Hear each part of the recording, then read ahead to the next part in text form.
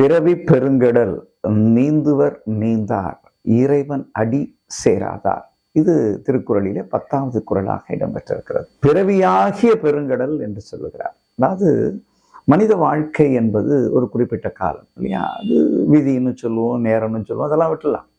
வள்ளுவ சிந்தனை அந்த பிறவிக்கடல் என்பது மீண்டும் மீண்டும் பிறந்து பிறந்து பிறப்பு என்பதே மகிழ்வுக்கு தான் இல்லையா? எல்லா உயிர்க்கும் இன்பம் என்பது தான் அமர்ந்து வருவும் மேவற்றாகும், தொல்காப்பியன் சொல்றது. அப்போ இந்த பிறவி இன்பத்துக்காக படைக்கப்பட்ட பிறவி துன்புறுகிறது. அப்போ துன்புறக்கூடாது என்றால் மீண்டும் மீண்டும் பிறப்பது தடுக்கப்பட வேண்டும்.